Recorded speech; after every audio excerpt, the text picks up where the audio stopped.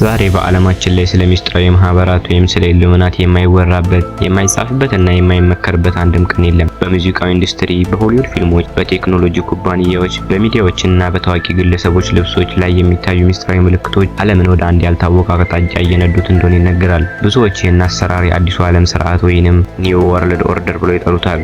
ዓለምን በአንድ መንግስት፣ በአንድ የገንዘብ ስርዓትና በአንድ ዓለም አቀፍ አስተሳሰብ ስር የማጠቃለል ትልቅ ውጥን። ነገር ግን ለአንተ ለኔና ለሁላችንም ትልቁና አሳሳቢ ጥያቄ ነው። ይህ አደገኛና ሚስጥራዊ የጨለማው ኃይል አሰራር ወደ ሀገራችን ወደ ኢትዮጵያ ገብቷል? በሙዚቃዎቻችን ቪዲዮዎች፣ በስነ ጽሁፎቻችን፣ በቲክቶክ እና በማህበራዊ ሚዲያ ባህሎቻችን እንዲሁም በወጣቶቻችን አኗኗር ላይ የሚታዩት አዳዲስ ክስተቶች ተራ የዘመናዊነት ውጤቶች ናቸው ወይስ የተቀናጀ የኢሉሚናቲ አሰራር? ታሪካዊቷና መንፈሳዊቷ የታቦተ ጽዮን ባለቤት የሆነችው ኢትዮጵያ ከዚህ አሰራር ነፃ ናት? የኦርቶዶክስ ተዋሕዶ ቤተክርስቲያናችን ስለ ኢሉሚናቲ፣ ስለ አዲሱ የዓለም ስርዓትና ስለ 666 ሚስጥር የምታስተምረን ጥልቅ እውነት ምንድን ነው? በዛሬው ልዩና ሰፊ ትንታኔያችን የኢሉሚናቲ እውነተኛ ታሪክና አደገኛ ዓላማዎችን፣ በኢትዮጵያ ውስጥ የሚታዩትን የተሰወሩ ተጽዕኖዎችንና የዘመኑ ተንኮሎች፣ የኦርቶዶክስ ተዋሕዶ ቤተክርስቲያን አስተምሮና የመጽሐፍ ቅዱስ ትንቢቶችን እና እኛ ክርስቲያኖች ራሳችንንና ቤተክርስቲያናችንን የምንጠብቅበትን የመንፈሳዊ ዕቃ ጦር በዝርዝር እንመለከታለን። ቪዲዮውን ከመጀመራችን በፊት ለቻናላችን አዲስ ከሆናችሁ ሰብስክራይብ በማድረግ ቪዲዮ ላይክ በማድረግ እና ለሌሎች እንዲደርስ ሼር በማድረግ መንፈሳዊ ማህበራችንን ተቀላቀሉ። አሁን ወደ ዋናው ትንታኔያችን እንለፍ። ወደ ሀገራችን ኢትዮጵያ ነባራዊ ሁኔታና መንፈሳዊ እይታ ከመሸጋገራችን በፊት በቅድሚያ ኢሉሚናቲ የሚለው ቃል ምንድነው? ከየትስ መጣ? የሚለውን ታሪካዊ መሰረት መረዳት አስፈላጊ ነው። ኢሉሚናቲ የሚለው ቃል ኢሉሚናተስ ከሚል የላቲን ቃል የተወሰደ ሲሆን ትርጉሙም የበሩላቸው ወይንም ብርሃን ያገኙ ማለት ነው። ይህ ማህበር በይፋ የተመሰረተው እንደ አውሮፓውያን አቆጣጠር ግንቦት 1 ቀን 1776 በባቫሪያ ወይንም በአሁኗ ጀርመን ውስጥ በአዳም ዌሽሃፍት የተባለ የስነ ልቦናና የህግ ፕሮፌሰር ነበር። በወቅቱ ማህበሩ ሲመሰረት የነበረው ዓላማ የሃይማኖትን ተጽዕኖ ማጥፋት፣ መንግስታትን መገርሰስና የሰዎችን የሞራል እሴቶች በማፍረስ ምክንያታዊነትና በቁሳዊነት ላይ የተመሰረተ አዲስ ህብረተሰብ መፍጠር ነበር። ሆኖም ግን የማህበር አደገኛነቱ በመታወቁ በወቅቱ በነበሩ የመንግስታትና የቤተክርስቲያን መሪዎች ታገደ፣ አባላቱም ተበተኑ።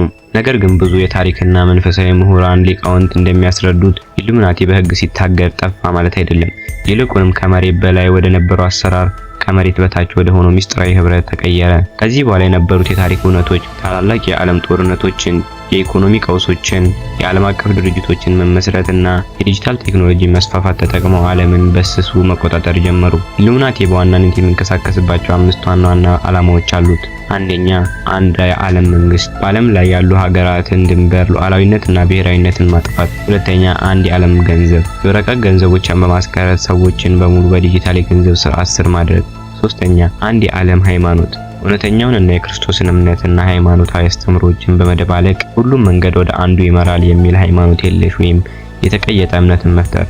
አራተኛ፣ የህዝብ ቁጥር መቀነስ፣ በረቀቁ በሽታዎች፣ በምግብና በባህላዊ ውድቀቶች በኩል የዓለምን ህዝብ ቁጥር መቀነስ። አምስተኛ፣ የአእምሮ ቁጥጥር፣ በሙዚቃው፣ በፊልም፣ በፋሽንና በማህበራዊ ሚዲያዎች በኩል የሰዎችን አእምሮ በስሱ በመማረክ የጨለማውን አሰራር እንዲቀላቀሉ ማድረግ። ይህ አሰራር በመጽሐፍ ቅዱስ በራዕየ ዮሐንስ ምዕራፍ 13 ላይ ከተጠቀሰው የአራዊቱ አሰራርና ከ666 ሚስጥር ጋር ቀጥተኛና ጥልቅ ግንኙነት እንዳለ ቤተክርስቲያናችን ሊቃውንት ያስረዱናል። አሁን ወደ ሁለተኛና ዋና ነጥባችን እንመጣለን። ለመሆኑ የአደገኛ አሰራር ወደ ሀገራችን ወደ ኢትዮጵያ ገብቷል? ብዙ ሰዎች ኢትዮጵያ እኮ የታቦተ ጽዮን ሀገር ናት፣ ኢትዮጵያ እኮ የቅዱሳን ሀገር ናት፣ ኢሉሚናቲ በኢትዮጵያ ምን ያደርጋል ብለው ያስባሉ። አዎ፣ ኢትዮጵያ ታሪካዊ፣ መንፈሳዊና በታቦተ ጽዮን በቅዱሳንና በድንግል ማርያም አስራትነት የተጠበቀች ሀገር መሆኗ እውነት ነው። ነገር ግን የጨለማው ኃይል አሰራር መቼም ቢሆን ጥንካሬ ያለበትን ቦታ ዝም ብሎ አይተወውም። ይልቁንም ትልቁን መንፈሳዊ ሀብት ያላትን ሀገር ለማፍረስ የበለጠ የረቀቀ ዘዴ ይጠቀማል። የጨለማው ኃይል ወደ ኢትዮጵያ በቀጥታ መጥቶ እኔ ኢሉሚናቲ ነኝ ብሎ አይናገርም። ይልቁንም በተዘዋዋሪ መንገድ በባህልና በስነ ልቦና ወረራ በኩል በሩን ያንኳኳል። ዛሬም ሀገራችን በይፋም ሆነ በተዘዋዋሪ የሚታዩ 4 ዋና ዋና የስርጭት መስኮቶች አብረን እንመልከት። አንደኛ፣ በመዝናኛው፣ በሙዚቃና በኪነ ጥበቡ ዘርፍ። በአሁኑ ጊዜ በሀገራችን በሚወጡ በርካታ የሙዚቃ ቪዲዮዎች፣ የአልበም ከቨሮችና የኮንሰርት ማስታወቂያዎች ላይ የሚታዩትን ነገር አስተውላችሁ ታውቃላችሁ? አንዲቷ አይን አርቲስቶች አላስፈላጊ በሆነ መንገድ አንዷን አይናቸውን ሸፍነው የሚነሷቸው ፎቶዎች፣ የፒራሚድ እና የእጅ ምልክቶች፣ በእጃቸው የ3 ማዕዘን ወይም የ666 ምልክት ሲሰሩ የሚታዩበት አጋጣሚ፣ የጨለማና የሰይጣናዊ ምልክቶች፣ በቪዲዮዎች ውስጥ የሚታዩ የራስ ቅሎች፣ ቀይና ጥቁር ቀለሞች፣ የመስቀል ቅርጽን ወደ ታች የመዘቅዘቅ ሁኔታዎች፣ ብዙ ወጣቶችና አርቲስቶች ይህ እኮ ፋሽን ነው፣ ይህ እኮ ዘመናዊነት ነው ብሎ ያስባሉ። ነገር ግን በስተጀርባ ያለው እውነት ይህ ነው። ምልክት የቋንቋ ሁሉ መነሻ ነው። የጨለማው ኃይል ምልክቶቹን በአይናችን እንድናይና እንድንለምዳቸው በማድረግ ቀስ በቀስ መንፈሳዊ ስሜታችን እንዲደበዝዝ ያደርጋል። 2. ማህበራዊ ሚዲያ። ዛሬ በኢትዮጵያ ወጣቶች ዘንድ በከፍተኛ ሁኔታ የሚታየው የማህበራዊ ሚዲያ ሱስ፣ በተለይ በቲክቶክ አጠቃቀም የዚህ አሰራር ትልቅ ማስፈጸሚያ ሆኗል። የገንዘብና የሀብት አምልኮ።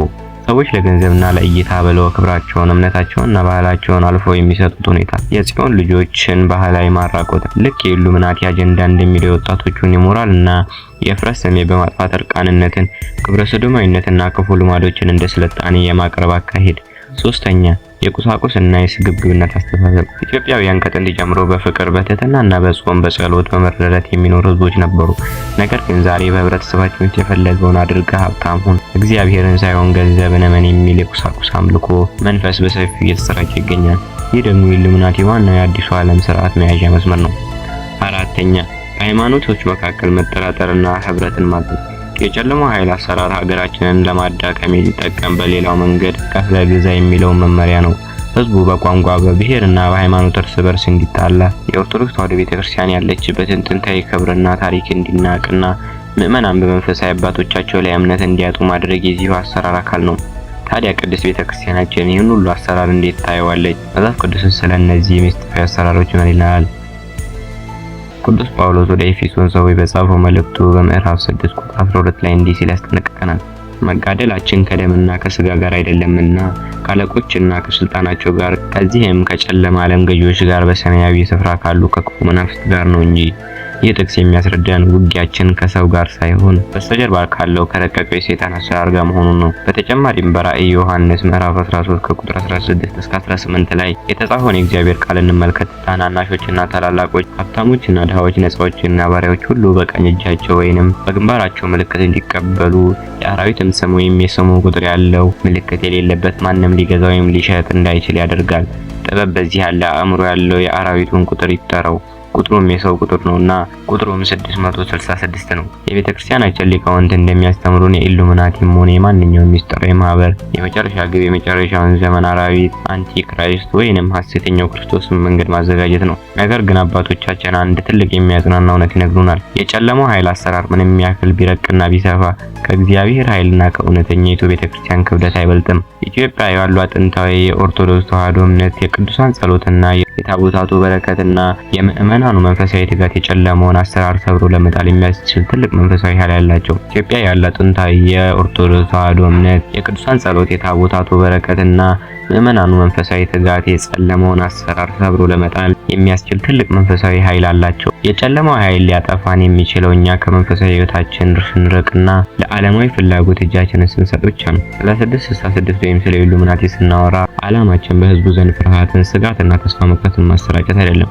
ምክንያቱም ፍርሃት በራሱ የሰይጣን መሳሪያ ነው። የክርስቲያን ባህሪ ደግሞ በፍርሃት መዋጥ ሳይሆን በእምነትና በእውቀት መንቃት ነው። ታዲያ ከነዚህ ረቀው ከሚመጡ የጨለማ አሰራሮች፣ የባህል ወረራዎችና ምስጢራዊ ተጽዕኖዎች ራሳችንንና ልጆቻችንና የባህል ወረራዎችና ምስጢራዊ ተጽዕኖዎች ራሳችንን ልጆቻችንና ሀገራችንን እንዴት እንጠብቅ? ቅድስት ቤተክርስቲያናችን የምታስተምረው 4 ዋና ዋና መንፈሳዊ መፍትሄዎች ነው።